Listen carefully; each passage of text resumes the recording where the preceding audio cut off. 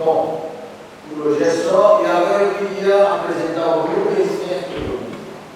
Ele um expert no assunto de cultivo Boa noite. de irrigação de plantas. Eu trouxe ele aqui para ele dar uma luz para a gente aí a respeito de irrigação de orquídeas.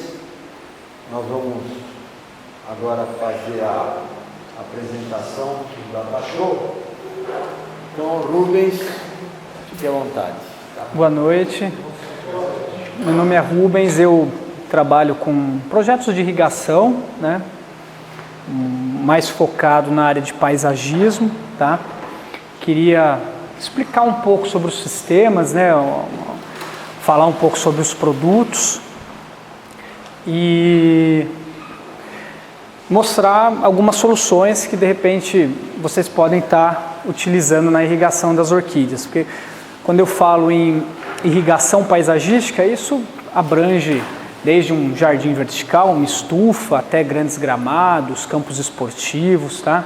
Então eu queria mostrar um pouquinho do sistema, falar mais ou menos como que a gente projeta isso, né? Então dar uma luz para vocês, tá bom? 1208. Tá?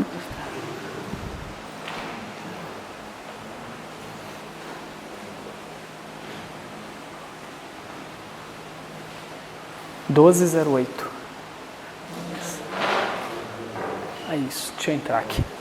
Deixa eu pegar aqui o mouse. Dá licença. Não tem problema.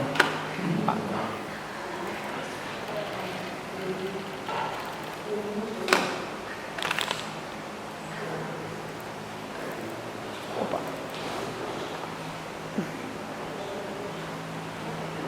F7, né? Para abrir. Aperta o F7, por gentileza. Não. Para ele abrir a tela inteira. Aí, ó, apresentação. Pronto. Então, aqui está meu contato, né? Eventualmente, depois, se vocês quiserem falar comigo, tem celular, e-mail, tá? Vamos falar um pouquinho, então, sobre irrigação dos jardins, né? Vamos passar aqui. Então, para começar uma irrigação propriamente dita, a gente tem que ter um ponto de partida, né? A gente precisa saber o local que a gente vai fazer essa irrigação, se ele é um local aberto, se ele é um local fechado, se no caso é uma estufa, né? Ou um gramado, o tipo de paisagismo que nós vamos ter, né? Se tem plantas que tem algum tipo de necessidade hídrica diferente, ok? Fatores climáticos, a gente tem que levar em consideração. Uma irrigação, por exemplo, aqui na região sudeste é diferente de uma irrigação, por exemplo, no nordeste, as demandas hídricas são outras. Se a gente for pensar tipo de solo também, um solo mais argiloso, mais arenoso, silt, tá? Levar um pouco dessas informações, né? Drenagem do terreno, ele é acidentado, é uma área de talude, totalmente plano, tá? Planta arquitetônica do jardim, para nós sabermos onde locar esses aspersores, um jardim mais recortado, menos recortado, tá bom? Então, informações que projeto de paisagismo, se existir, tá? O tipo de plantio, tá? Onde nós vamos buscar essa água, se você vai ter um reservatório enterrado, um reservatório, uma caixa d'água, se vai ser água de um manancial, tá certo? Algumas coisinhas que tem que levar em consideração. Pensar num orquidário, acredito que é algo muito mais simples, né? Do que algumas informações aqui a gente não vai precisar levar tanto em conta. Né? Claro, energia elétrica, caso vocês queiram fazer uma automação ou uso de motobomba. Né?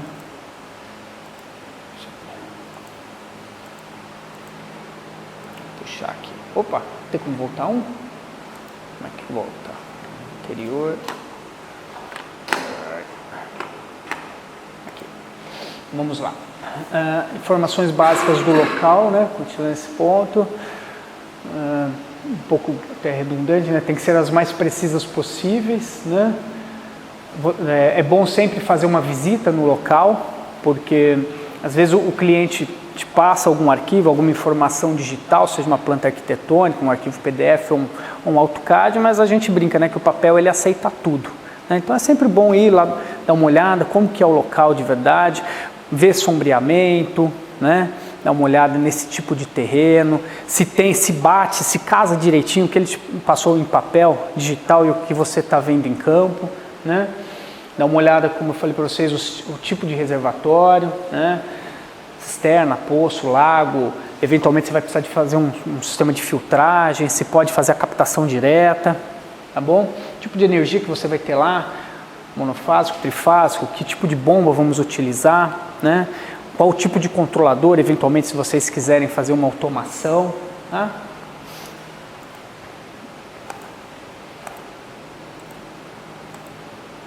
Como eu disse para vocês, a parte dos fatores climáticos, né? Onde está essa irrigação? Como disse para vocês, aqui no estado de São Paulo, aqui na nossa região, a gente faz uma média de 3 milímetros, né? De demanda diária para irrigação, que seria o equivalente a 3 litros por metro quadrado. Se você pegar a região nordeste, isso dobra, né? Então isso tem que ser levado em consideração para fazer uma irrigação. Insolação, sombreamento, umidade, então o local tem mais ou menos insolação, ele é mais sombreado, menos sombreado, tem uma demanda maior ou menor de água, então saber dividir os setores de acordo com essas características, tá? Umidade, velocidade de ventos, aí seriam para áreas maiores, vamos pensar em uma fazenda, grandes campos, né, que não seria muito caso para o orquidário de vocês. Alguns benefícios, né, do sistema de irrigação. Então, você imagina que quando você tem um jardineiro, ele pega lá uma mangueira, um esguicho, joga por cima, né, das plantas, seja um gramado, seja lá um canteiro, você não tem uma uniformidade, né, na aplicação dessa lâmina. Primeiro que você não sabe a quantidade de água, é difícil você conseguir medir isso, né, na mangueira, você não sabe se ele jogou a mesma quantidade de água em todos os locais, você não consegue ter esse tipo de controle. Então por isso que a gente fala que utiliza um menor volume de água, porque ele é preciso. Uma vez que você faz um projeto, que você coloca os dispositivos e sabe o volume de água que cada dispositivo desse tá jogando, você consegue fazer um cálculo e fala, bem, em tantos minutos eu vou gastar esse X de água. Você joga exatamente o que a planta precisa, nem mais nem menos, né? Você falando, né, economiza dinheiro, mais barato que os sistemas de rega, né? Mais ou menos é isso que eu comentei com vocês. Onde a gente consegue aplicar a irrigação, né? Residências.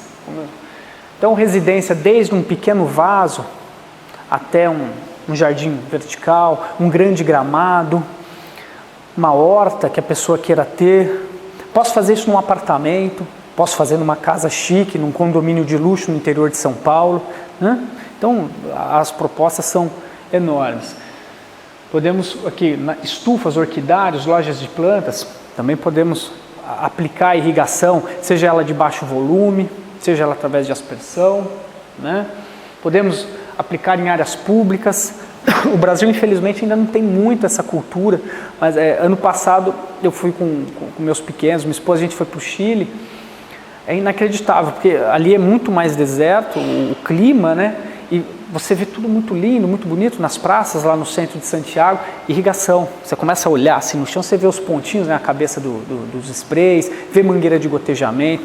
Nos Estados Unidos, fiz intercâmbio, quando era mais moleque lá, era caminhar nas calçadas 8, 9 horas da noite, tomar banho nas canelas, porque as residências todas, a grande maioria tem um sistema de irrigação, né, algo muito difundido lá fora. Aqui não que seja algo caro, oneroso, não. No Brasil não existe cultura, né? É até interessante que às vezes o cara faz aquele jardim lindo, gasta uma fortuna com paisagismo, quando está entregando a obra ele lembra, fala, e a irrigação? Ah, deixa um tubinho de 3/4 ali. Na verdade não é isso. Ou joga na mangueira, e aí aquele jardim tão bonito começa a ter falhas, né? Fica um amarelo aqui, um pouquinho mais verde lá, porque não tem essa uniformidade. Ou então já está tudo pronto, você fala para o cara, seguinte, mas eu tenho que rasgar aqui seu gramado, porque eu tenho que passar uma tubulação, né? Vamos pensar no orquidário de vocês. De repente o orquidário está todo pronto, nossa, tinha que fazer uma irrigação. Aí vocês esqueceram de deixar um espacinho, que seja para uma caixa d'água de 1000 litros, ou esqueceram de puxar um ponto de elétrico, uma tomada para poder ligar uma bombinha, né? Ou então a estrutura já está toda linda, maravilhosa, não tem como passar um tubo por baixo, levar um aspersor, né? Então a gente ainda está engatinhando. Não é que isso seja novo no Brasil. Assim que o Collor abriu as importações, foi quando essas empresas, Rainbird, Hunter, esse pessoal começou a vir com força para cá. Os campos hoje, você vê campos de futebol, né, campos esportivos, tem sistemas de irrigação. Agora a residência ainda vai aos pouquinhos. Não sei se as pessoas acham que isso é caro ou então acham que é complicado, mas é um mercado bem interessante que tem muito campo ainda para trabalhar. Parte de telhados, coberturas metálicas, né? Eu já fiz projetos para resfriamento de telhado, às vezes grandes galpões, tem aquelas telhas metálicas e o pessoal sofre, o trabalhador, no tempo muito quente. Você consegue também fazer alguns dispositivos de aspersão para fazer resfriamento de telhado. Então, é bem amplo esse mercado, né? Falar um pouquinho aqui sobre a demanda de água, né? O que é a evapotranspiração? Acho que vocês, no curso com o José, ele deve comentar. É a demanda hídrica da planta, é o que ela perde. Então, essa planta X, ela tem uma demanda hídrica, né, de 3, 4 milímetros, né? A gente, sabendo essa evapotranspiração da planta, a gente consegue regular o nosso sistema de irrigação para jogar exatamente o que ela precisa. Nunca, nem a mais, nem a menos. Então, seria a famosa ET. Ela vai variar de acordo com o microclima, espécie, densidade de plantio, né? Microclima, a gente pode pensar o local onde ela está, certo? Espécie, claro que um cacto precisa muito menos de água do que um pé de jabuticaba, por exemplo, né? Então, saber as demandas hídricas de cada espécie. E densidade de plantio, né? Elas estão, a quantidade por metro quadrado, né? Então você tem, de repente, alguns maciços que vão precisar de muito mais água, depende do que um gramadão, tá certo? Isso aqui é mais uma parte técnica. O sistema de irrigação, ele vai precisar de uma pressão, isso é fato. Então, acontece às vezes a pessoa querer instalar um sistema na casa dela, mas ela não tem pressão. E por que você precisa de uma pressão? Todos os aspersores, todos os dispositivos de irrigação, eles são dimensionados, a vazão dele, quantidade de água, numa pressão de trabalho. Seja 10 metros de coluna d'água, 15, 20 metros de coluna d'água, mas ele precisa dessa pressão. Senão, primeiro, você não tem eficiência, você de repente coloca um bocalzinho para jogar, te dá um raio de alcance de 2,5 metros, 3 metros, por exemplo. Se você não tem a pressão ideal, isso não vai acontecer. Ele vai jogar menos água, né? Ele não vai dar o alcance. Então, precisamos de pressão. Aqui algumas informações técnicas, né, do que seria pressão estática, pressão dinâmica, a gente vai chegar lá. Mas é só para vocês entenderem que o sistema de irrigação ele precisa de pressão. Isso a gente consegue através de uma pequena motobomba ou de um desnível. De repente você tem um reservatório que está num ponto muito mais alto do que o local onde vai ser irrigado, você consegue fazer isso por gravidade, né? Aqui um pouco falando o que é pressão estática, pressão dinâmica, pressão de serviço. Pressão estática é o líquido parado, né, num ponto. Vamos pensar que você tem uma caixa d'água em cima dessa escola, tá? E você tem uma torneira aqui debaixo. A pressão que essa caixa d'água, a altura dessa caixa d'água até essa torneira, seria a nossa pressão estática, está parado. Mas ela exerce um peso, né? Quando você abrir essa torneira, que começar esse fluxo a passar, aí nós teríamos o que a gente chama de pressão dinâmica. É uma pressão em movimento, que é diferente. Pressão estática é uma coisa, pressão dinâmica é outra. E nós temos a pressão de serviço, que vamos, para simplificar, é o que seria o que a Sabesp entrega para a gente. É uma pressão máxima e uma pressão mínima, né, que ela tem que colocar lá no hidrômetro da nossa casa. Por que é interessante pensar nessa pressão de serviço? Porque dependendo onde a pessoa mora, às vezes podemos até utilizar a pressão de rua para poder fazer um sisteminha de irrigação. Né? Aqui no Morumbi é meio complicado, aqui a pressão varia muito. Né? Eu não sugiro, melhor colocar uma bombinha. Mas é só para vocês terem um pouquinho de noção, um pouco de ideia, né, do que é essa pressão da água. Por que precisamos que essa água tenha uma determinada força para poder impulsionar nossos aspersores. Uma bomba, ela obrigatoriamente você precisa ter um reservatório. Sim, sim. E eu sempre aconselho a trabalhar com a bomba, que a gente fala, do tipo afogada. Porque nós temos dois tipos de situação. A gente pode ter um reservatório. Vou pensar, isso ficou horrível. Aqui seria nosso reservatório, tá? Eu posso ter uma bomba aqui, aí vem uma tubulação e vem na bomba. Isso aqui é o que a gente chama de bomba escorvada, eu não recomendo. Por quê? A gente pode ter uma válvula de pé aqui embaixo que dê algum problema, drena toda a água da sucção, e aí a bomba trabalha seco, queima, é um saco. Então vamos pensar que aqui, ó, é o nível da água, tá bom? Então o que acontece? A bomba está acima do nível da água. Isso aqui é uma bomba escorvada. É assim mesmo que fala com o R, escorva. E a gente pode ter um segundo caso, que é uma bomba abaixo do nível da água. Aí aqui é uma bomba afogada. Esse é o melhor jeito de trabalhar. Lá no orquidário do Zé Carlos, ele tem um reservatório com captação de água de chuva e uma bombinha periférica pequenininha que está trabalhando dessa maneira. É o melhor jeito. Mas essa aqui desculpa se é muito técnico, mas precisa falar um pouquinho só para vocês terem, né, a ideia. Essa pressão, ela pode sofrer também o que a gente chama de perda de carga, né? Quando o líquido está passando por dentro do tubo, ele tem algum tipo de atrito, seja porque o tubo tem um diâmetro menor, maior, mas ele vai ter algum tipo de atrito, maior ou menor, dependendo da quantidade dependendo da vazão que vai passar dentro desse tubo, tá? E aí a gente tem essas perdas de carga. Isso é normal, seja por desnível geométrico, seja por distância, comprimento de tubulação, tá? Seja pelo material do tubo, ok? Então, isso também é um cálculo que a gente tem que levar em consideração. Não necessariamente a bomba está lá me dando uma pressão X, vai chegar lá no bico do aspersor a mesma pressão. Mas quem faz projeto, quem desenvolve, né, esses projetinhos de irrigação, leva isso em consideração. Só para vocês terem uma ideia, né? De repente vocês vão querer comprar um projeto com alguém, a pessoa não comentar vocês sobre bomba, pressão, perda de carga, tipos de tubo, pula fora que o cara é um picareta. Aqui algumas unidades de conversão, mas não vamos entrar aqui em detalhes, isso tudo tem no Google. Aí agora, vazão. Pensar num sistema de irrigação, a gente tem que falar sempre nessas duas coisas, vazão e pressão. Né? Pressão a gente viu que é essa força, né, da água, e a vazão é a quantidade de água. Né?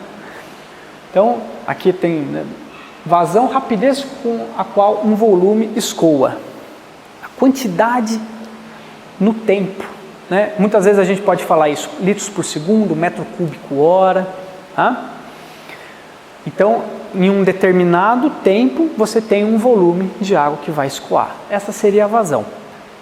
E aí as bombas mostram isso pra gente, para poder fazer um dimensionamento. Isso a gente também precisa saber quando desenvolve um sisteminha de irrigação. Preciso saber a vazão, para poder saber se o meu reservatório está de acordo, não está de acordo, né? Se eu vou gastar mais água, menos água. Então, aqui é mais uma parte de conceitos. Bem, agora a gente vai ver um pouquinho sobre o próprio projeto de irrigação, como é que ele funciona. que é essa regrinha aí que eu falei para vocês, que é o tal do pé no pé, né? Se vocês perceberem, ali no meio, no centro, seria a cabecinha do aspersor. Esse círculo verde maior seria o raio de abrangência dele, né? Então ele faz o diâmetro molhado de um lado, do outro, e aí vocês vão perceber que onde termina um, começa o outro, né? Quando vocês olham um projetinho, depois vai ter lá no final alguns projetinhos, é um monte de bolinha na área, bem interessante. Mas por quê? Se a gente pegar um gráfico desse daqui, ó, onde nós vamos ter aqui em cima a precipitação, milímetros, e aqui a distância, pode ser em metros, as unidades. O gráfico de um sistema de irrigação, ele funciona mais ou menos assim, ó. Então o que acontece? Conforme você vai aumentando a distância, vamos pensar que aqui é 5, aqui é 2, né? O que vai acontecendo com a sua precipitação? Passar 2 aqui, 5 mais ou menos aqui, né? Você tem uma distância x qualquer, tem uma maior precipitação. A precipitação diminui conforme a distância, né? Então, o que acontece? No início, está jogando água, vamos pensar que isso aqui é tudo água. Nesse comecinho aqui, você tem muito mais água. Nesse finalzinho, você tem menos água chegando. Se eu não fizer o pé no pé, eu vou ter sempre uma área recebendo um pouquinho menos de água. Porque seria como se eu cruzasse dois gráficos. Que horrível. Se eu cruzasse algo desse tipo, ó, né? Então aí você teria uma zona ideal. É como se você pegasse o primeiro gráfico que eu mostrei para vocês e fizesse um espelhamento. Então por isso o tal do pé no pé. E isso serve para qualquer tipo de irrigação, seja no orquidário de vocês, seja num grande campo de golfe, por exemplo, que é onde tem a maior tecnologia empregada hoje, né? Aí a gente tem alguns critérios, né? Modelos de aspersor. Hoje eu tenho aspersores que vão trabalhar com pequenos raios. Vamos pensar aí, 1,20 m, joga pouquinha coisa. Até canhões hidráulicos que passam de 30 metros, né? O que eu posso trabalhar num orquidário é totalmente diferente que aqui no estádio do Morumbi, né? Que a gente passou vindo para cá. Então, saber o tipo de modelo que eu vou trabalhar. E existe uma infinidade. Esse espaçamento entre os aspersores, né? De acordo com as plantas. Às vezes eu tenho uma plantinha pontual, não é naquele cantinho, terra, mas ela está lá pontual. Eu não vou fazer um canhão hidráulico, jogar água apenas naquela planta. Eu posso trabalhar com um borbulhador, né? Ou eu tenho um maciço enorme de plantas, uma murta, por exemplo. Posso trabalhar com um gotejamento, né? Em vez de trabalhar com aspersão, né? A cobertura pé no pé, como eu mostrei lá no slide anterior, né? Os cantinhos, a gente sempre brinca, né, que fazer um projetinho de irrigação, a gente sempre começa pelo canto, pelas laterais e vem fechando ele. É assim que a gente trabalha, né?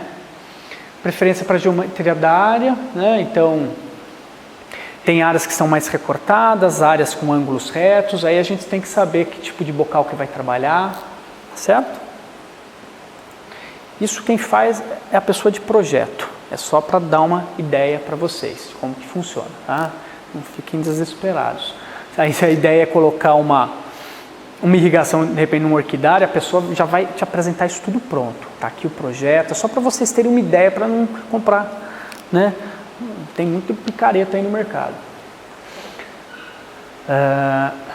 Deixa eu ver, compatibilidade dos emissores, ok, tá. Aqui que é interessante, a eficiência de cada tipo de aspersor. Então, nós temos basicamente esses três grupos, o que eu chamo de spray, o que a gente chama de rotores e o sherigation. Os sprays é como se fosse um grande um grande chuveirão, tá? São os sistemas que jogam mais água, né, que tem as maiores vazões, as maiores precipitações e a menor eficiência. Você perde muito por evapotranspiração, você perde por ventos, tá?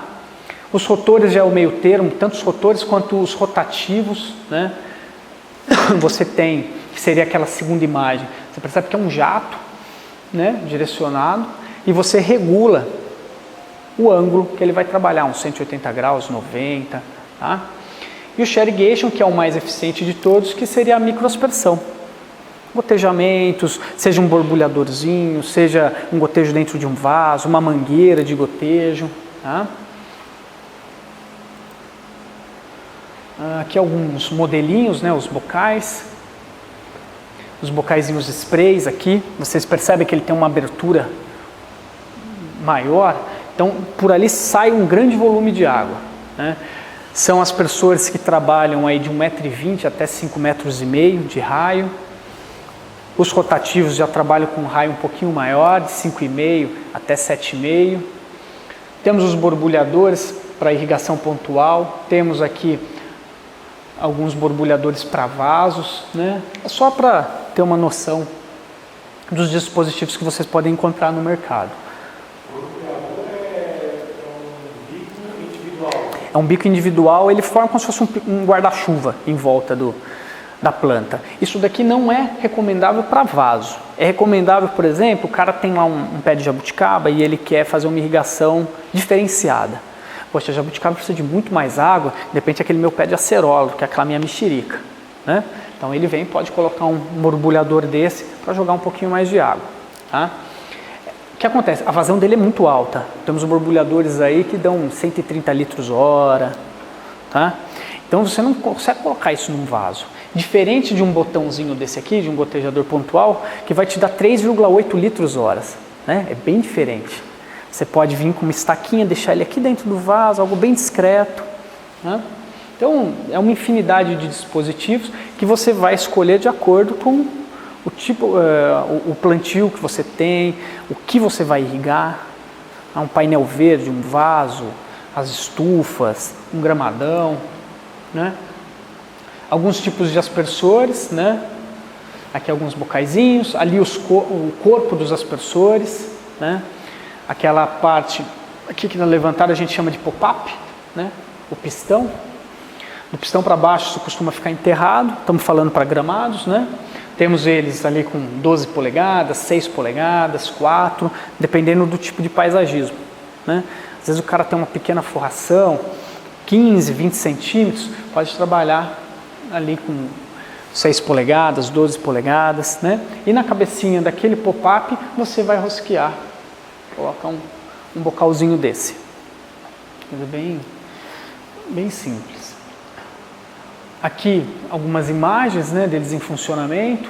Esse aqui é um rotativo, né? Você percebe que são filetes de água que saem, diferente daquele aspersor que é o tal do spray, que ele é um montante de água de uma vez só, né? Como se fosse um grande chuveirão.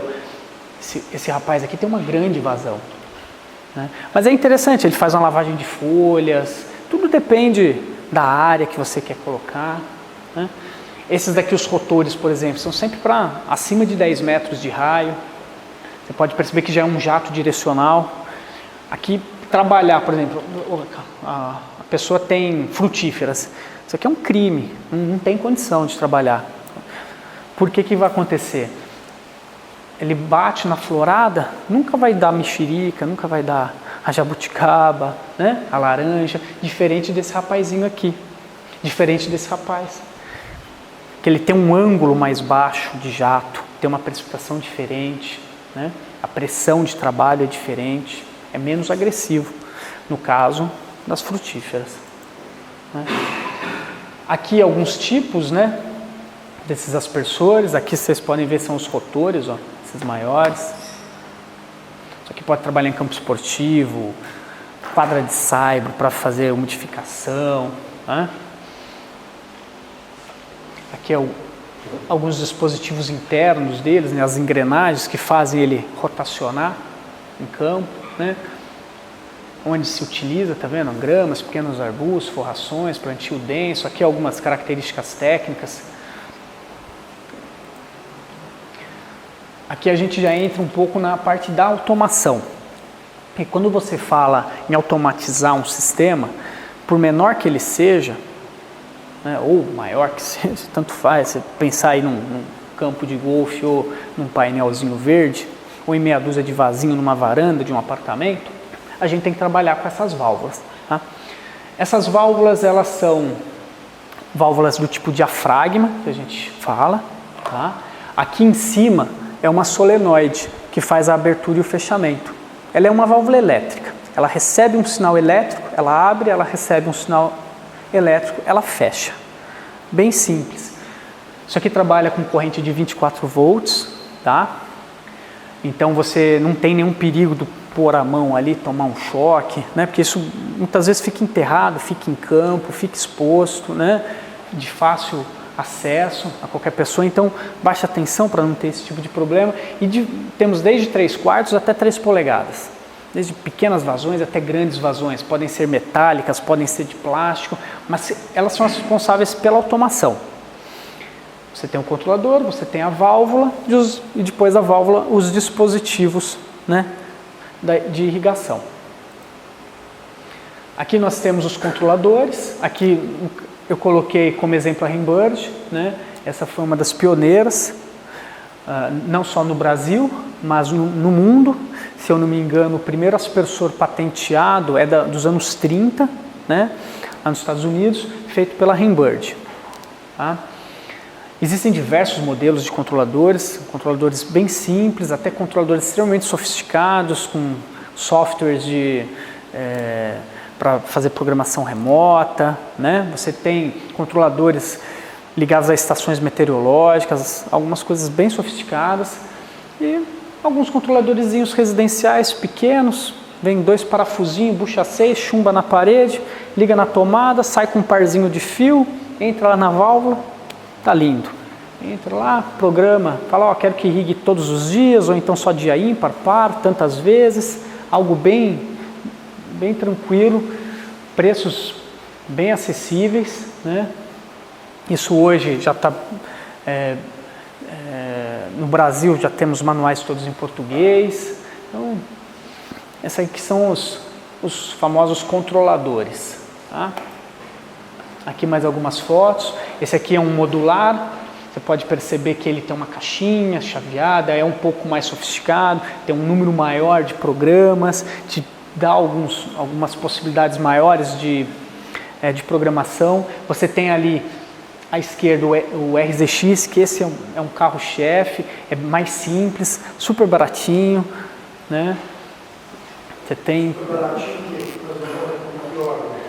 Pensar num controlador desse, hoje você vai pagar por volta de uns 300, 350 reais, talvez, num produto desse, para tocar até 4 válvulas, para fazer irrigação de 4 setores, né? Não é nada absurdo. Garantia de 3 anos. Né? Nós temos também alguns acessórios, né, para essa irrigação. Eu lembro que o Zé Carlos comentou comigo que o pessoal costumava fazer muito nebulização, né? E tinha problema com sujeira, entupimento. A solução às vezes está nisso aí, ó, um filtrinho, filtro de linha que a gente fala. Trabalhar com irrigação, os sprays sofrem um pouco menos, tá, de entupimento, mas a partir de rotores, rotativos, sherigation, eles são muito delicados, né? No caso dos rotores, eles têm muitas engrenagens internas que fazem todo aquele dispositivo rodar, né? Se você via sujeira, areia, né, acaba entupindo. O sherigation, ele tem o que seriam os gotejos. O problema já não são engrenagens que fazem ele funcionar, e sim são pequenos furinhos, né? São botões gotejadores, é uma coisa bem mais delicada, que também qualquer sujeira pode estar entupindo. Então, filtros de linha. Também, mas que preço que eu pago num filtrinho desse? 50, 70 reais, não tem nada também que eu falo absurdo, mas que vai te dar uma vida útil no seu sistema, né? Não vai te dar dor de cabeça, né? Então aqui mais para apresentar para vocês um acessório também, né, que a gente usa na irrigação. Aqui são mais algumas imagens dos filtros. Você tira, né, essa parte, você rosqueia ela, tem acesso ao elemento filtrante. Tá? Aqui no caso mostra um filtro de disco, mas eu pessoalmente prefiro trabalhar com os filtros de tela de inox. a limpeza é mais fácil. Né? Mas no ramo agrícola ainda é muito usado. Para paisagismo, usa mais o de inox. Não, mas a filtragem é a mesma, a eficiência. Né? Aqui são mais alguns acessórios que a gente pode colocar no sistema de irrigação, caso queiram fazer automação, né? Porque tudo isso que eu estou falando para vocês, se quiser fazer manual, dá para fazer manual também. Liga a bomba na mão, pega lá um registrinho, virou, o aspersor funciona. Né? Mas como eu estou apresentando o sistema de irrigação, né, já apresento ele por completo, com a parte de automação. Temos aqui um exemplo de sensor de chuva.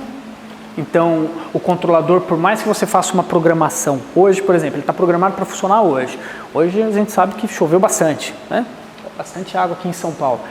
Não vai funcionar. Ele capta aqui por cima, por essa tampinha aqui em cima, ele tem um sistema de camurça aqui dentro. Esse é um sensor de chuva. Não é hidrômetro, ele capta a umidade do ar que formam e diminui uma resistência do circuito que acaba desligando o sistema. Não, ele é mais simples ainda. Ele tem uma camurça que ela recebe a água, ela incha. Quando ela incha, que ela forma volume lá dentro, ele tem como se fosse um interruptor, um cliquezinho. Ele baixa aquele cliquezinho, aí ele tem um parzinho de fios que entra no controlador e ele manda a informação. Não funciona, está chovendo. E aí você consegue, aqui ao lado, regular para qual chuva. Seja uma chuva no mínimo 5 milímetros, 10, 15, até 20 milímetros.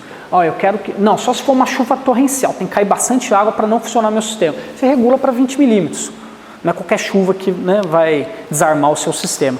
Ou você pode colocar com 5 milímetros, uma chuva mais leve. Ele só vai voltar a armar quando ele secar, né? Quando secar. Aí que a gente pode entrar com um segundo dispositivo. Porque esse rapazinho aqui, ele, né, é meio burrinho. Ele não sabe se o solo está bom ou não. Esse segundo dispositivo, o que é? É um sensorzinho de umidade. Ele entra em conjunto com o sensor de chuva. Às vezes você tem um solo que retém mais água. Então choveu hoje, beleza. Amanhã sai um sol bacana, esse sensor aqui, a camurça, volta ao estado normal e ele já manda um sinalzinho para o controlador, fala, pode funcionar. Só que aí o sensor de umidade, ele está lá enterrado, ele viu que a umidade do solo ainda está bacana. Ele fala, não é para funcionar não. Ainda está bacana esse solo, ainda está legal a umidade.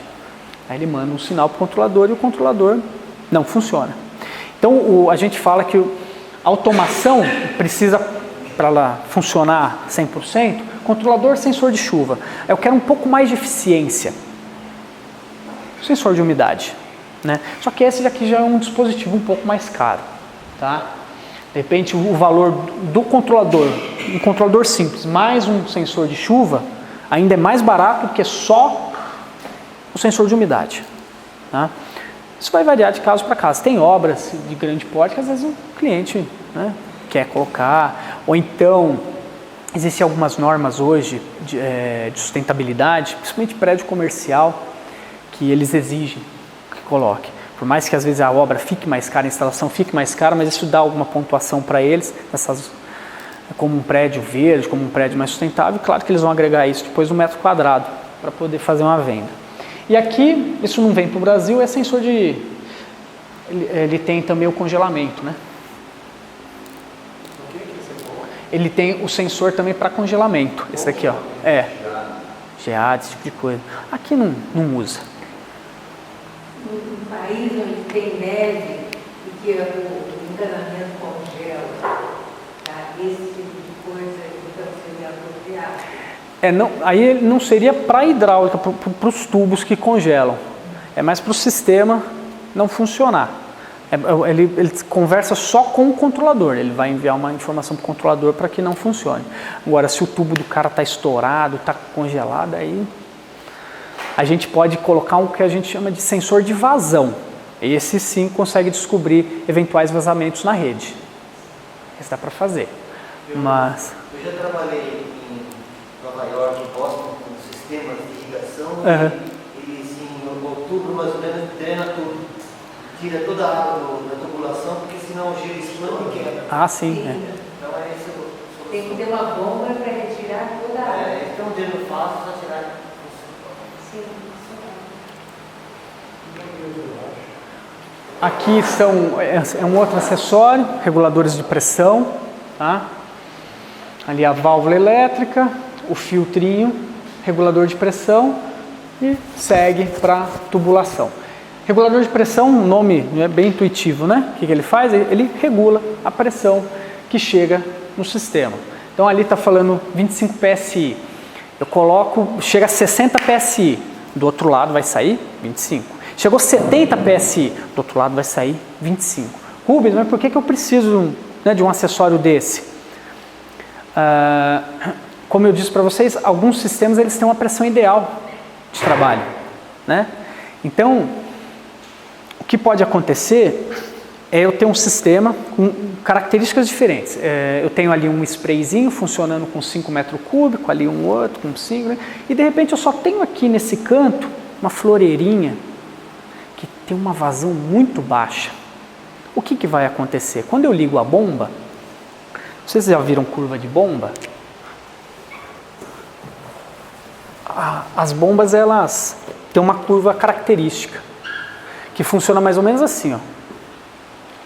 Aqui é a pressão dela e aqui é a vazão. Aí você encontra os pontos aqui na curva, né? Aqui, sei lá, tá dando 5, aqui 10, aqui 15. Vamos pensar aqui também 5,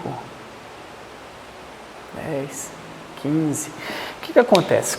Quanto menor a vazão, a quantidade de água, maior a pressão da bomba, né? Você vai aumentando o volume de água, a pressão vai diminuindo. Aí eu escolhi uma bomba, putz, aqui casa legal, cara, com aquele monte de sprayzinho. Mas aquele danado daquele gotejo, naquele canto, não consigo pôr essa bomba.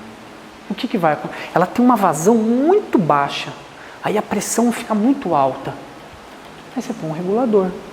Porque você vai pensar, nossa, vai vir uma pressão muito alta só nesse canto aqui de gotejo, vai me dar algum problema, né? Vai desregular toda a vazão desse gotejo. Esse gotejo ele tem que trabalhar com X, com 20, e a bomba está mandando 70, por exemplo, né?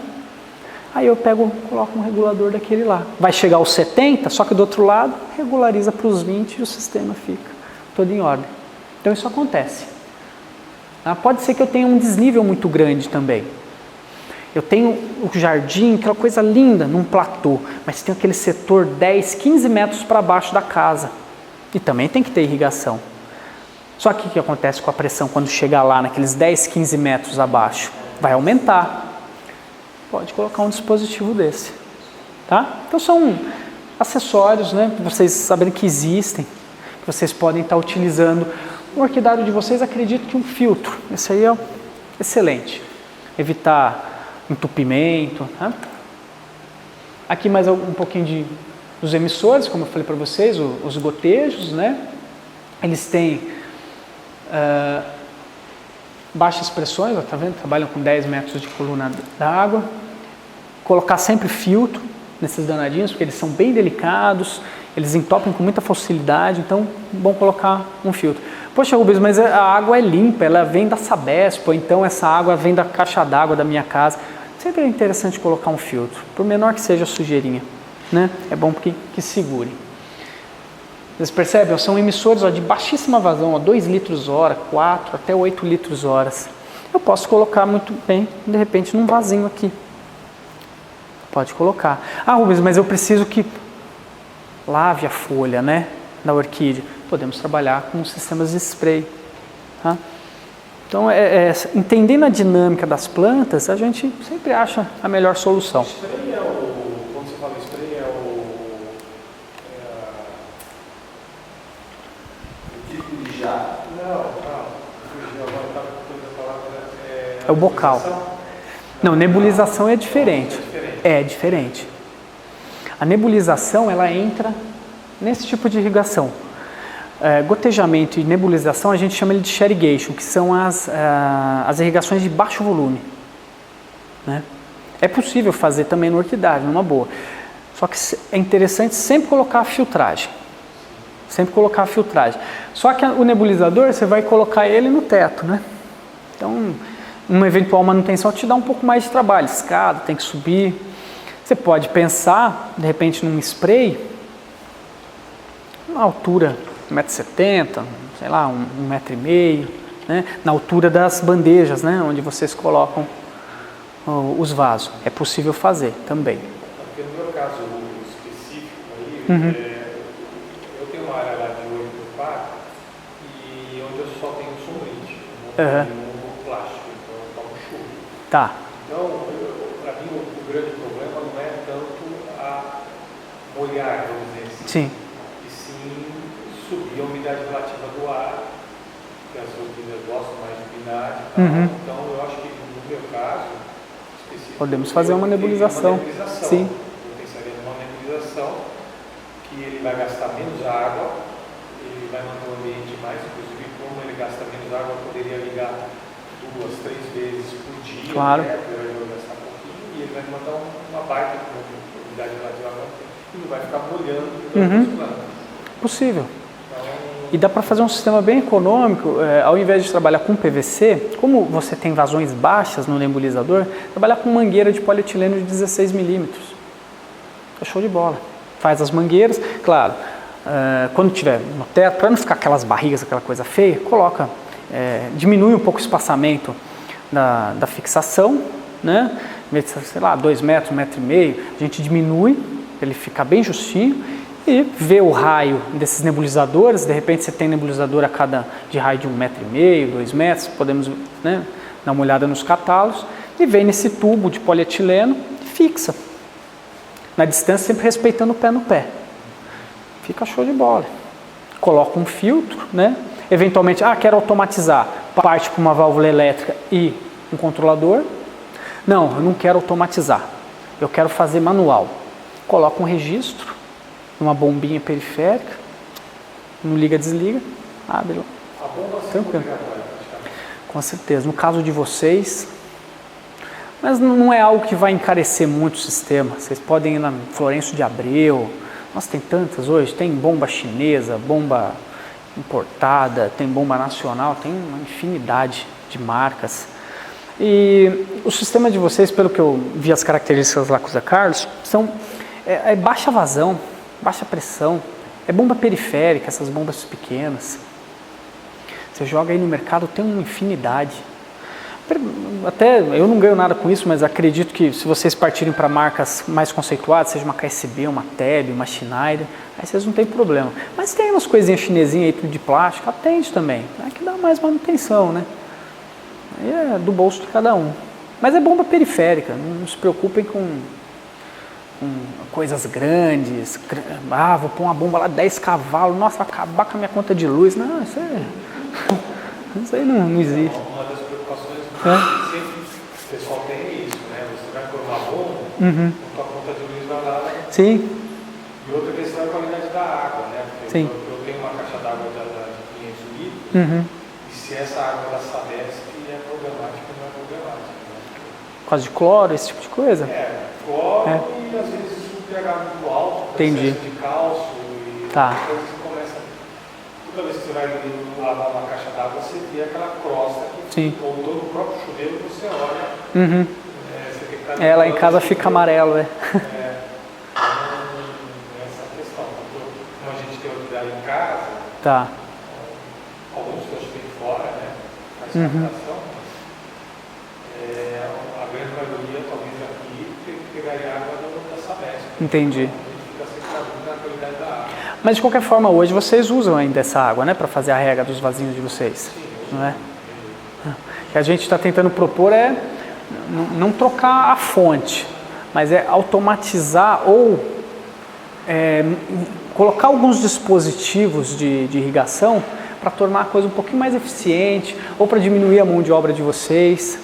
Agora, correção de água, esse vai ser, se ela tem alguma coisa bem específica, aí teria que ir atrás de algum especialista ou alguns sensores que você possa identificar, essa água aqui está um pouco alcalina, está um pouco base, ou de repente ela tem um pouquinho mais de cálcio, ferro, ou veio com muito cloro, e ver como é que vocês podem fazer essa correção.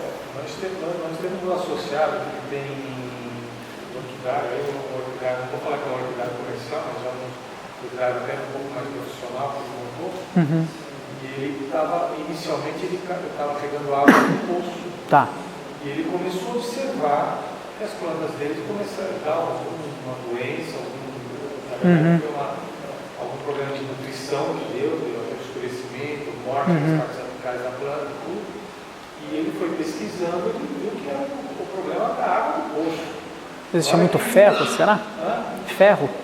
Eu não sei qual que foi a base química que deu o problema, mas depois que ele fez toda a troca, ele fez a captação de água de chuva, ele montou, ele resolveu o problema dele. Então, às vezes, nem sempre você abrir um poço, não tem possibilidade de abrir um poço e achar que a água vai estar melhor do poço, do que uma água da chuva, claro. até a água da Santesca, nem sempre vai fazer. Às vezes ele abriu o poço a 500 metros, tem um poço de gasolina. Já pensou? Então pode acontecer. Aí vai lá, está contaminado com tolueno, chileno, né? Pode. Mas tem que. Claro.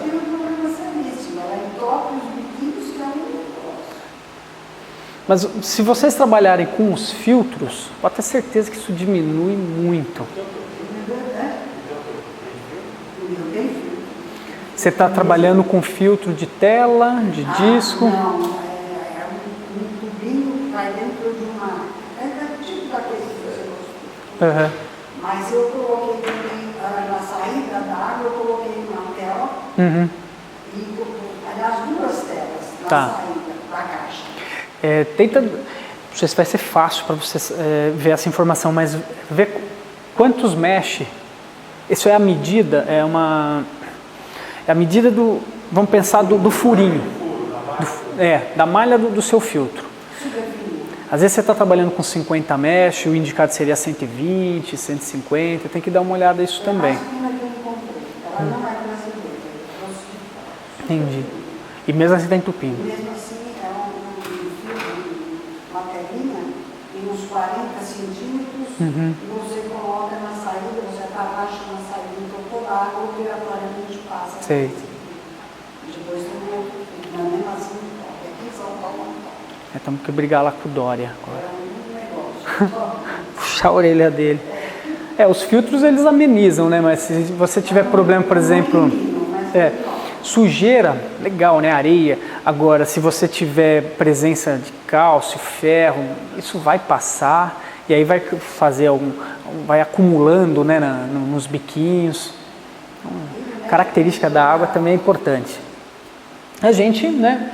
Mostra os dispositivos que são, né? Alguns paliativos, né? Ajudam. Esses sistemas novos de irrigação, esses bicos, ele não tem um sistema reverso de limpeza, né? Não tem, né? No filtro a gente consegue fazer.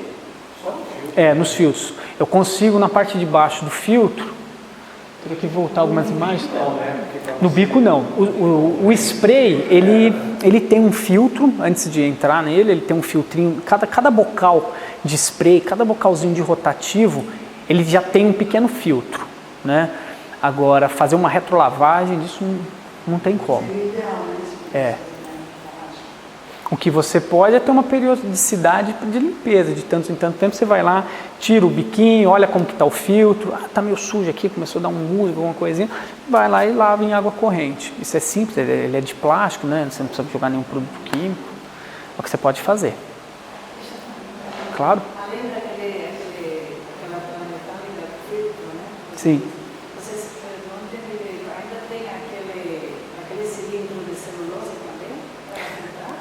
É um ou outro. Aquele cilindro é o que a gente chama de filtro de disco.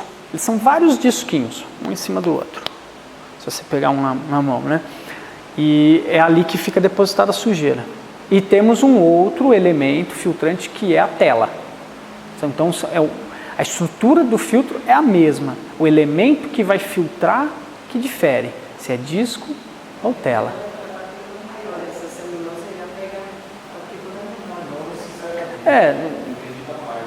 Depende da malha.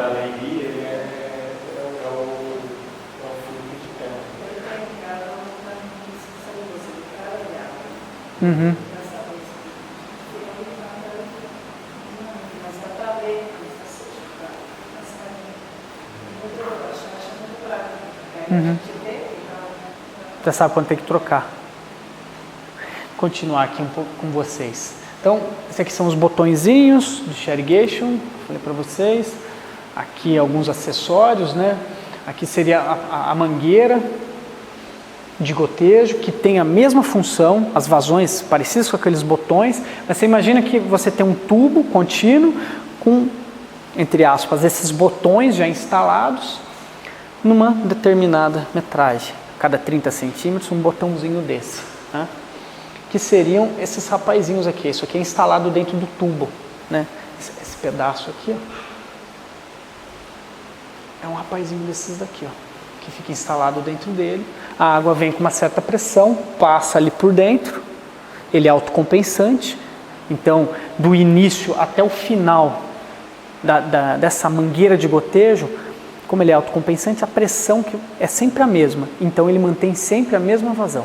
Então, a quantidade de água que sai gotejando no começo do tubo, no meio e no final do tubo é exatamente a mesma. Isso quando o tubo ele é autocompensante, porque existem tubos que não são assim. Que na maioria dos casos são os tubos usados na área agrícola. Tá? Isso aqui é paisagismo. É algo um pouquinho mais sofisticado que o que a gente encontra na agricultura. Tubo na agricultura ele é barato, mas é para funcionar. O cara põe lá, teve uma safra, 2, 3, joga tudo fora. Isso daqui não. Você põe lá no seu jardim, fica 10 anos, né? Depois você vai e troca. Tem um preço um pouco mais caro, mas a durabilidade é muito maior. As propostas são diferentes. O agricultor não quer um negócio desse durando 10 anos. Ele não precisa disso. Isso é caro para ele. Então ele joga lá a mangueira, colheu lá o tomate dele, as coisas, joga tudo fora. Café, plantação de café usa muito gotejo, né? Isso tem um alto giro. Paisagismo é diferente. O público-alvo é diferente. Eu não posso ir na casa da minha cliente a cada 6 meses, 1 ano, para ficar tocando tubo. Ela arranca a minha cabeça. Ela fica extremamente brava. Você tem que instalar e a garantia anos e anos. Né? Eventualmente você vai para fazer uma limpeza, fazer uma reprogramação de controlador, mas não troca. Eu até estava comentando ontem, coincidência, eu visitei ali no Orquidário ali, ele tinha uma bomba de 70 cavalos, há 15 anos. Nossa! Mas deve ser enorme então, né? O orquidário dele. Assim, ele pega a água do tanque da chuva lá, pega um trechinho do tanque, a informação do filtro, eu vou voltar lá para pegar, tá. Isso. Mas a pulverização é um negócio assim fantástico. Os canos, manda para vários lugares. Mas qual que deve ser o tamanho desse orquidário dele? Deve ser algo... São estufas, são estufas gigantes mesmo. Ah, entendi. Antigo, já claro. Comercial. Então, eu quero dizer assim, quando a gente fala em orquídea, normalmente é pulverização. Mas quanto mais água, aquela questão da temperatura, cai para valer. Depois que você dá a pulverizada, cai para valer. Mas quanto mais umidade, mais a gente não traz o fundo, mas dificilmente a gente vê gotejamento, por exemplo, em orquídea, uma irrigação de mangueira, igual você falou. Mas pensando na doença, não seria de repente ideal? Não sei se você vai fazer o gotejamento? fazer isso. Bem, até eu peço desculpas, porque o especialista em orquídeas são os senhores. Eu sou especialista em irrigação. Né? Ele precisa secar e secar muito bem. O gotejamento, eu acho que deixar ele encharcado mais tempo. Pelo que eu consegui entender, conversando com o Zé Carlos, quando eu fui lá no orquidário, eles vão jogar água para fazer como se fosse uma lavagem, né? A orquídea, você joga água por cima dela e não aqui na raiz, não é isso? Ela é diferente. Sim. Então, na verdade, por que eu estou mostrando para vocês o gotejamento? Como a ideia é falar um pouco de irrigação, então, ser pontual. Para um dia lá na frente, vocês falarem, poxa, mas gotejamento, o que é isso? A pessoa veio falar comigo sobre irrigação, mas gotejamento, né? Então, são os grandes, vamos pensar assim, as grandes áreas, né? Vamos pensar, seja uma aspersão, seja uma nebulização, seja um gotejamento. Tá? Onde a gente consegue aplicar nas orquídeas, quem vai me dizer são vocês. Não, Rubens, tem que ser nebulização ou, de repente, um sistema de spray, né? Que ele também consegue jogar água por cima, consegue fazer essa lavagem. E aí a gente faz a adaptação nos projetos, nas instalações. Legal. Mas os nebulizadores não são da Rainbird. Não, não só da Tá. Porque esses nebulizadores que vocês estão comentando comigo, isso é área agrícola. O foco é o nebulizador agrícola. Então você vai lá na Yoshizaki, lá em Piedade, ou na Agrokayama, lá em Ibiúna, ou aqui próximo, lá na Motojato, no CEAGESP, você vai achar esse dispositivo. Agora, a automação, seja agrícola, seja paisagismo, é exatamente a mesma. O controlador, ele não vai fazer essa distinção. Mesma coisa a bomba. O cálculo da bomba vai ser em cima de vazão e pressão. Eu sabendo as características desses seus emissores, faz o dimensionamento numa boa. No raciocínio inicial, você falou que os nebulizadores são feitos para a agricultura. Tem alguma coisa... São apropriados no nosso caso, o paisagismo? São. É que quando a gente fala no orquidário, ele é um paisagismo, mas ele é uma estufa, ele é confinado, né? Então isso a gente tem também viveiro de mudas, né? Pro paisagismo, vamos pensar, o que é o paisagismo? Mais de 90% dos casos. É uma casa com um gramado bonito, ou um empreendimento, é jardim. Aí né? realmente não faz sentido. Mas claro que nós temos dispositivos também, dentro desse jardim, para o vaso, para a parede verde. O nebulizador, eu conto nos dedos os projetos que eu fiz, que eu trabalhei com nebulização na casa de alguém. Às vezes eles tinham lá um orquidário, alguma coisinha, a gente fazia uma nebulização, ficava a coisa mais linda. Mas via de regra, é o gramadão da pessoa. Tem um outro vaso, às vezes numa sacada, que às vezes até o cliente desiste. Aí você fala, você tem aqui na sua sacada, lá no segundo andar da casa, esses vasos lindos, maravilhosos, mas para fazer a irrigação lá tem que subir com um tubo, tem que rasgar a parede, tem que fazer uma infra, às vezes o cara até desiste, né? É que no seu caso, No nosso cuidado, nós estamos com essa experiência.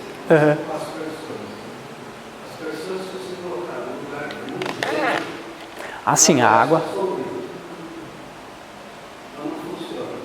Você compra esse baratinho, vende umas mangueiras, você compra nebulizador, mas não funciona. Eu acho que funciona na verdade, em função de água, no caos, são as pessoas. As pessoas do Yokohama, Agrokayama. Azul, Metade, Santo Uhum. você regula inclusive O raio dele, o raio. a distância que ele joga. Se você olhar, ele está saindo água meio diferente, não está sendo uniforme, você tira a próxima lixa, põe ele de volta funcionando há anos. Eles ficam tudo trocando a melhor coisa das pessoas. E as pessoas de 180 e 360. Esses aspersores que a gente regula o ângulo dele, a gente chama eles de... fugiu o nome. São os reguláveis, né? Nós temos o círculo cheio e tem esses reguláveis. Então você consegue no bocal, no caso de um sprayzinho, estou falando aqui, paisagismo Rainbird, né? Você consegue na base dele girar e ele abre ou diminui. Uhum. Porque você coloca, tem que colocar cruzado, né? Você coloca de um lado de outro no centro, ele de 90 graus, você vai jogar, ele molha uniforme em todas as Desde que faça aquele pé no pé que eu falei para vocês. Você não pode querer jogar 4 metros de raio e colocar um bocal de 3 metros. Vai ter área deficiente. Mas como existem muitos modelos no mercado, na hora que você vai elaborar um projeto, uma proposta, né, de instalação de um sisteminha desse, ali já sai tudo mastigado. sensor que você mostrou, Uhum. uma coisa que eu tenho procurado muito que é o higrômetro, se abaixa muito o nível, Uhum. se tem alguma coisa que possa ligar automaticamente. Baixa o nível, a umidade do... Eu acho que para 40, por exemplo. Uhum.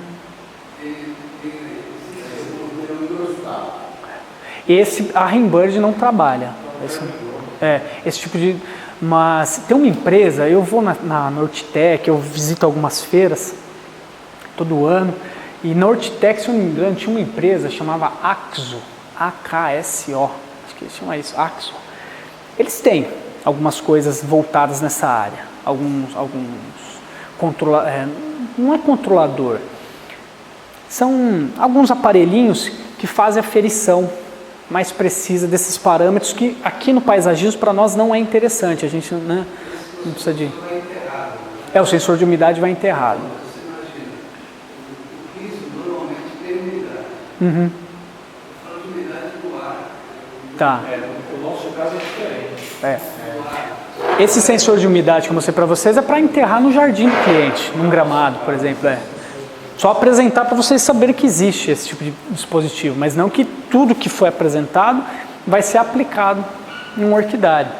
Eu tenho um termômetro com 4 pontos diferentes do orquidário. Quando está baixo muito a umidade, eu vou lá e ligo alguns segundos a ionização. Mas ele não liga automático. Não, aí ele liga a ionização normalmente. Só que o Renan está falando que ele acho que queria alguma coisa automática. Que conversasse com algum controlador que disparasse o sistema.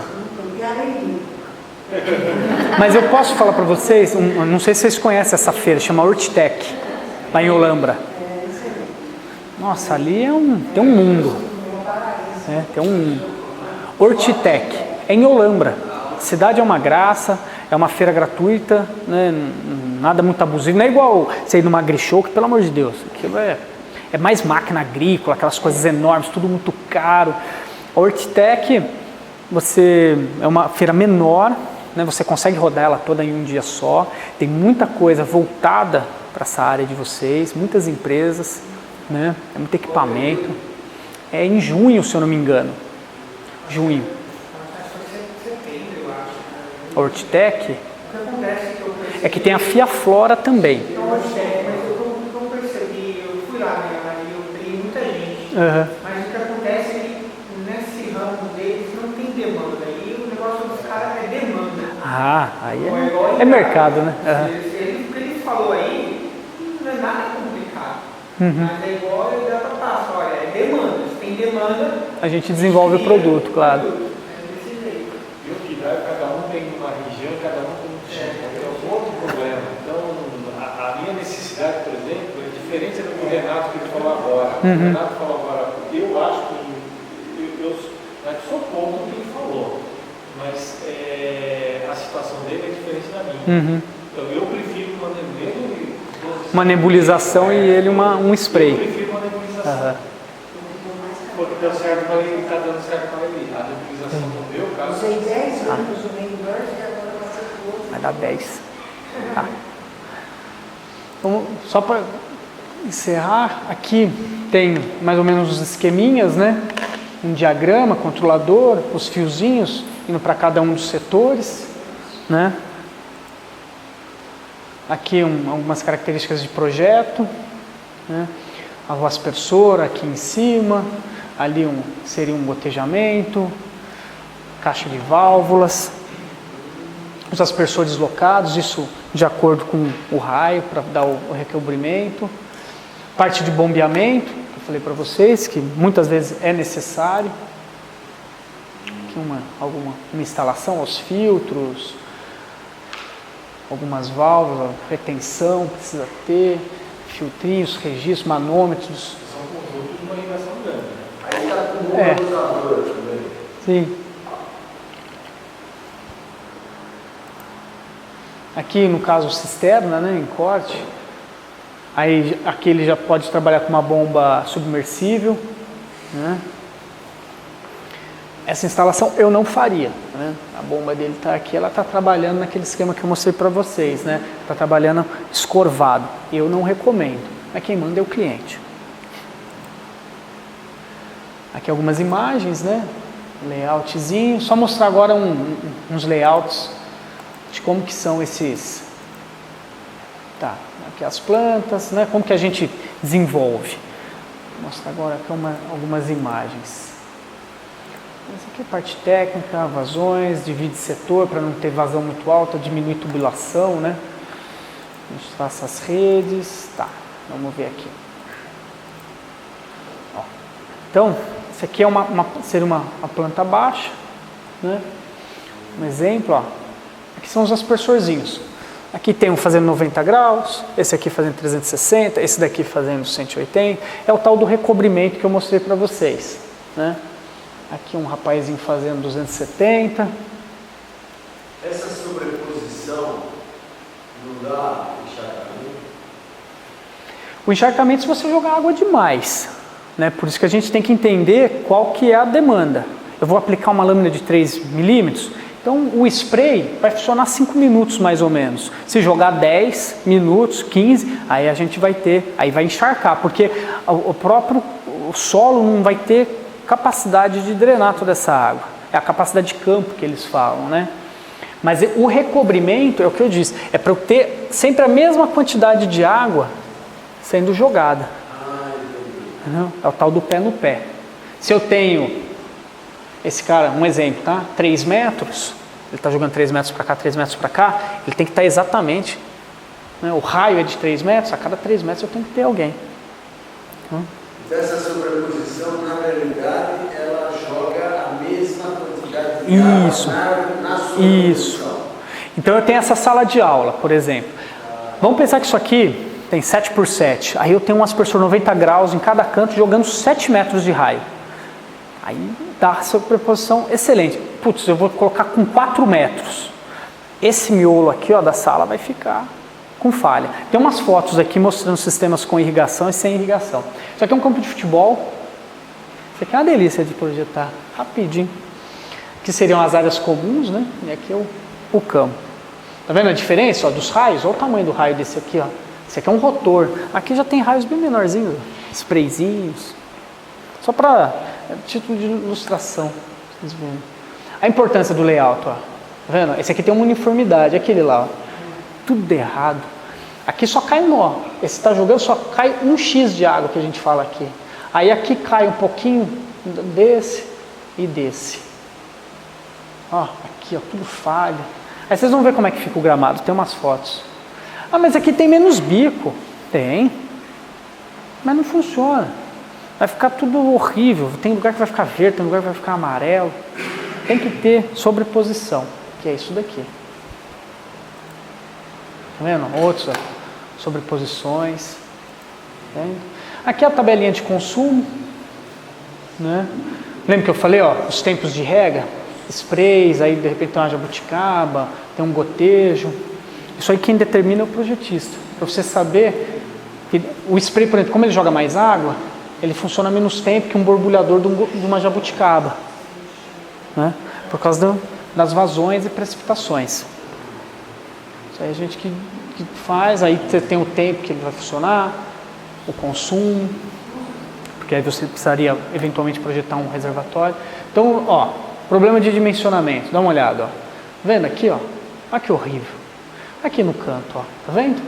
Você tem verde, muito lindo aqui, ó. E olha os cantos. Isso aqui provavelmente deve ter aspersores aqui, uma linha fazendo 360 graus, e aqui na lateral não tem ninguém jogando lá para dentro. Olha como é que fica. Altera o cálculo do pé do pé? Sim. A declividade? Sim. Altera? Tem que fazer algum cálculo. Porque se você tem um talude, vamos pensar que você passa ali na Bandeirantes, né? Você está ali na rodovia, aí você olha para os seus lados, tem aqueles taludes enormes. Aí, talude é a pior coisa para se irrigar, mas a gente tenta chegar numa solução. A gente vai na berma, que é a parte plana do talude, faz uma linha de aspersores jogando para baixo, né? É como a gente faz. E aí tem que olhar mais ou menos qual que é a base do talude para saber o raio do aspersor que eu vou trabalhar. Mas eu não consigo jogar água de baixo para cima. Dá escorrimento, né? Não tem condição. E trabalhar no talude sempre com bocais, com dispositivos de menor precipitação.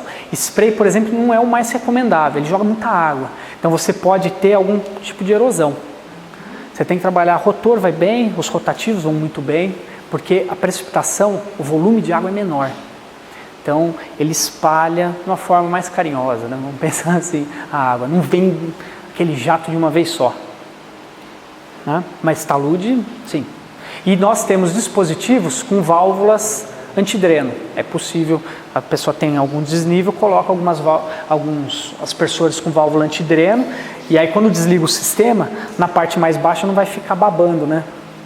Não vai ter problema de erosão também. Aqui também problema de dimensionamento, só está jogando de um lado, então ó, você vê alguns lugares secos. Aqui também, ó, tá vendo? Verde de um lado, amarelo de outro. Isso foi feito, cara, vou colocar aqui, ali, não foi feito nenhum projeto, feito de qualquer jeito. Acontece. A pressão da água na saída, Uhum. ela é muito superior, até pela distância, né? De onde ela está sendo emitida, vamos dizer assim. É, claro que Esse aqui canto aqui, você tem mais volume de água do que aqui. Mas é por isso o pé no pé. Por isso que eu preciso ter a sobreposição. Porque onde está terminando o raio desse daqui, vamos pensar desse aspersor, tem que já ter outro jogando para cá. Para cruzar. Para fazer a sobreposição. Aqui que barato. Ó. As plantas mortas nesse canteiro. Nessa metade para baixo, na metade lá para cima, tudo bonitinho. Sistema com irrigação, sistema sem irrigação. Aqui mesma coisa. Ó, olha aqui, ó, que horrível. E aqui que bonitinho. Tá vendo? Ó, aqui totalmente sem irrigação. E aqui com irrigação. A grama. Ó. Aqui sem irrigação, todo esse pedaço. Grama mais seca, mais feia. E aqui esse pedaço com irrigação. Às vezes é a casa do vizinho, né, de um lado, a casa do vizinho do outro, não é? É, a grama do vizinho sempre é mais verde, tá vendo? Aqui mesma coisa, tá vendo? Aqui com irrigação e aqui embaixo sem irrigação. Aqui é aquela obra lá em Belo Horizonte. Passei lá em frente. Aqui, ó, os sistemas funcionando aqui embaixo, ó, limpo. É. E aqui embaixo tudo, em cima com irrigação, embaixo sem. É, pode ser. Bem, gente, eu acho que era isso. Vocês, obrigado. Não sei se atendeu às expectativas, se é dentro do que vocês estavam esperando. A minha ideia foi mostrar um pouco sobre o que é essa irrigação. Não entrei em nenhuma particularidade com relação às orquídeas. Primeiro que eu não sou especialista em orquídeas. Eu sei fazer a irrigação, que a gente pode pensar maneiras, de repente, de auxiliá-los. Olha, eu já tenho um sistema, estou tendo um problema aqui e ali, vamos criar uma solução para vocês, vamos tentar buscar, em cima de tudo isso que foi falado, o melhor dispositivo, ou tentar fazer uma automação. Poxa, Rubens, eu viajo, fico 2 semanas fora, quando eu volto, tadinha das minhas orquídeas, tem aquele jardineiro danado lá que joga água de qualquer jeito. Podemos pensar numa automação, né, onde você vai saber exatamente como que vai funcionar. Se fazer um trabalho voluntário na sua aplicação aí, eu fui gravar esses dias na Aparecida do Norte, tem um memorial, acho que Padre Vitor, tem uva e tem orquidário lindo. E aí ele é fechado, eu cheguei lá, as flores lindas, eles colocam na beira. E o cara mandando a mangueira assim, ó. Para acertar as flores do fundo, ele arrebentava as flores da frente. E aí eu fui conversar com ele e falou, olha, você entende o que você está fazendo aí? Você entende o que você está fazendo? Não, eu preciso de irrigar no fundo. Eu falei, então, mas mata as da frente. Não, mas eu preciso de irrigar lá no fundo. E aí fechou a discussão ali. Ali tem um lugar legal pra você fazer uma apresentação. Lá em Aparecida eu fiz um projeto lá no Morro do Cruzeiro. Aquele morro lá. Bem bacana. Acho que é isso, gente. Mas qual que é o teu trabalho, então? O teu trabalho, o que você teria para oferecer, por exemplo, os associados?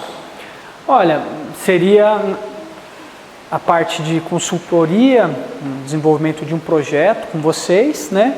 E indicação de onde vocês poderiam estar adquirindo esses equipamentos. Porque hoje eu faço trabalho como representante comercial. A Rainbird é uma das empresas a qual eu represento. Né? Assim como bomba, mangueira, outros tipos de aspersores, né? Então eu trago algumas fábricas comigo e desenvolvo, paralelo a essa atividade de representação comercial, desenvolvimento de projetos. Porque eu tenho alguns clientes que vão na casa das pessoas, olha, pô, tem um projetinho, vamos desenvolver. Aí eu faço um orçamento, ganho pela elaboração do projeto e assessoria, e eles fazem as instalações. Você faria Né? um projeto, então. Isso. E se vocês precisassem, por exemplo, de alguém para instalar, eu tenho quem, ó, faz com fulano, faz com Beltrano, onde que eu posso comprar esses equipamentos? Ó, tá loja tal, loja, né? Você não Então, vende os equipamentos. não, porque eu não tenho loja, né? E representa também não. Sim, eu represento as fábricas que vendem para as lojas. Então, Mas, por exemplo, eu quero comprar da Rainbird, sei lá, alguma coisa Tá. da Rainbird, mas o meu orquidário é de 8x4, ele Uhum. precisa de 3, 4 meia dúzia de biquinhos, coisinha. não tem problema. Você vai numa loja que vai te vender 3, 4 biquinhos. Eu não estou aqui querendo empurrar produto em vocês, né? Falar, tem que comprar a quantidade X, né? Não. Meu orquidário é pequenininho, qual que é a solução? Gente, a solução é essa aqui, ó, uma bombinha pequenininha, uma chavinha de partida, meia dúzia de tubo, meia dúzia de bocalzinho, dá para fazer. Beleza. Onde que eu arrumo isso? Vai lá na... Você está onde? Estou em São Paulo, vai lá na Motojato, fala com a Cíntia, fala que foi o que eu indiquei e ainda espreme ela, pede um melhor desconto. Só uma curiosidade filosófica. Como é que é cobrado esse projeto? É por hora, por metro? Como é que é? Só para a gente ter ideia. Na verdade, quando eu faço um orçamento, ele é sem compromisso. O meu orçamento, eu faço ele e eu detalho para você as coisinhas. Ó, esse aqui de material, tá. E o valor de projeto, tá aqui. Então, o meu projeto custa X, mas isso aqui de material que você vai cotar no mercado. E aí, eu te dou um pré-projeto, um básico de como montar, só para você ter uma ideia. Você olhar uma sobreposição, esse tipo de coisa. Puta, estou de acordo, vamos bater o martelo. Aí, beleza. Aí eu finalizo, aí eu preciso te passar um detalhe maior dessa lista de material e também o projeto completo, com detalhe de montagem, traçar tubulação, para você poder montar. E aí é onde vocês acertam um valor de projeto e já sabem onde vão comprar todas as pecinhas. Né? Poxa, eu quero uma assessoria, me ajuda a montar? Posso ajudar também, vamos lá. Como que monta esse controlador? Como é que faz para passar esses fiozinhos? Poxa, Rubens, como é que regula esse biquinho, né? Ou então, poxa, eu queria alguém para fazer tudo para mim. Eu tenho uns 3, 4 parceiros. Tenho um parceiro na Vale do Paraíba, em Guararema. Tenho um no interior de São Paulo, lá pro lado de Águas de Santa Bárbara. Tenho um parceiro aqui em São Paulo, capital. Tem as lojas em Ibiúna, tem lojas em Piedade, que também podem fazer todo esse trabalho. Eles podem montar seu sistema e te vender os materiais. Aqui em São Paulo, o pessoal da Motojato. Isso é tranquilo de fazer. E os orçamentos a gente faz sem compromisso, né, para tentar ajudá-los. Precisa de um reservatório de água. Pode passar o tubo por aqui, não por ali, né? Não tem milagre. Alguns. Beleza. Nós agradecemos muito o Gilles por ter Obrigado. trazido essas informações, porque essa área é uma área extremamente técnica e, via de regra, o orquidarista não é muito chegar para esses assuntos técnicos, principalmente quando se refere a números e cálculos. Então, nós agradecemos muito. Obrigado. Mas vocês também são muito técnicos. Foi muito elucidativo. Nossa, falar sobre essas orquídeas eu ia olhar, desculpa gente, mas esse matinho, né? Nossa, um nome científico lindo. Eu lembro só das minhas aulas de biologia que a gente tinha que escrever ela em itálico e os nomes em letra maiúscula, né? Só. Agora, por que chama assim? Olha aqui, fala, olha, isso aqui é um cruzamento, assim, assado. Fala, uau, então técnicos somos todos, né? Cada um na sua área. É isso. Obrigado. Nós todos muito gratos. Imagina, obrigado a vocês. Obrigado. Eu queria também agradecer a presença. Pode fechar aqui? Estão vindo pela primeira vez na nossa funcionária e ela gostaria de dizer que são sempre bem-vindos, que podem vir todas as terças-feiras. Será um prazer enorme receber vocês aqui. Muito obrigada.